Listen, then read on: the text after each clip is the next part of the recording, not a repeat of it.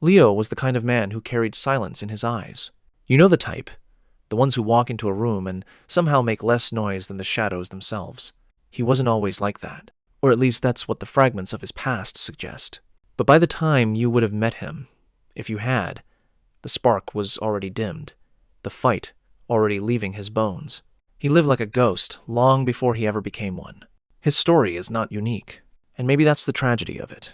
Because there are millions of people like Leo, people who quietly give up on life long before anyone notices.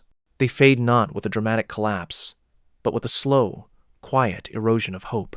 And if you look closely, you might even recognize pieces of yourself in him. Leo grew up in a small town tucked somewhere between quiet roads and factory smoke. His father worked double shifts. His mother tried to keep the family together with tired hands and a strained smile. There wasn't much tenderness in his house, but there wasn't much cruelty either. Just the cold indifference of survival. That's the first thing you learn in stories like Leo's. Sometimes it's not the storms that break people. It's the constant drizzle, the unrelenting grayness of an ordinary struggle. As a boy, Leo used to dream. He dreamed of being an artist, of filling sketchbooks with worlds no one had ever seen. But his drawings, taped to the refrigerator with cheap magnets, were always treated as childish distractions. "That's nice," his parents would say, but never more than that. Praise was rationed like bread in his house. And slowly, almost invisibly, he started believing what the world suggested, that his passions were not practical, that his worth was measured only in what he could endure, not what he could create. By the time he was a teenager, those sketchbooks had disappeared, replaced by long hours working part-time jobs. Statistics show that young people who are forced to take on adult responsibilities too early often experience higher levels of stress, depression, and burnout later in life. Leo was a living proof of that. His childhood ended not with a bang, but with a time card punched into a machine. Still, he tried. He kept pushing forward. That's another important detail. People like Leo don't give up all at once. They give up gradually. First on small things, then on medium things, and eventually on the big ones. Leo gave up on his dream of college, then on friendships that required too much effort, then on love. Because why risk heartbreak when numbness was easier? Every surrender made the next one simpler. By his 22nd, Leo was surviving but not living. He woke up, went to work, came home, scrolled through his phone, and slept day after day, year after year. The algorithm served him an endless rotation of distractions, funny clips, tragic news, fleeting pleasures. And slowly his nervous system adapted to this new kind of fragmented reality where emotions were scattered like puzzle pieces that never formed a whole. He wasn't alone in this.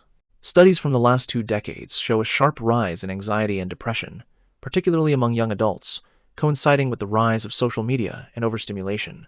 Leo wasn't defective. He was reacting exactly the way a human being reacts when submerged in chaos. But here's the thing. When you're in the middle of it, it never feels systemic. It feels personal. Leo thought his numbness was his fault. His inability to feel joy, his lack of motivation, his endless fatigue. He believed these were signs of some fundamental flaw inside him. And so Leo gave up. Not in one dramatic moment, but in 1,000 tiny choices. He stopped returning calls from old friends. He stopped cooking real meals. He stopped cleaning his apartment until dishes piled like monuments to neglect. And eventually, he stopped looking in the mirror because he couldn't stand the eyes that stared back. Now, if you were to meet Leo then, you might not have noticed.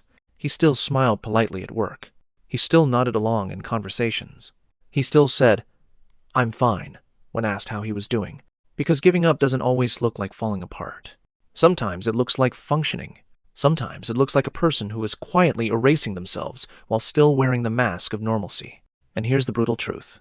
Society rarely notices people like Leo until it's too late. We live in a world that rewards productivity, not presence. As long as Leo showed up to work, paid his bills, and stayed out of trouble, no one asked if he was okay. And when they did, they wanted the short answer, not the real one. That's one of the cruelties of modern life. We are surrounded by people, but many of us are deeply alone. But let's pause here. Let's step back from Leo's personal story and look at the bigger picture. Because Leo's life, as heartbreaking as it is not just the story of one man.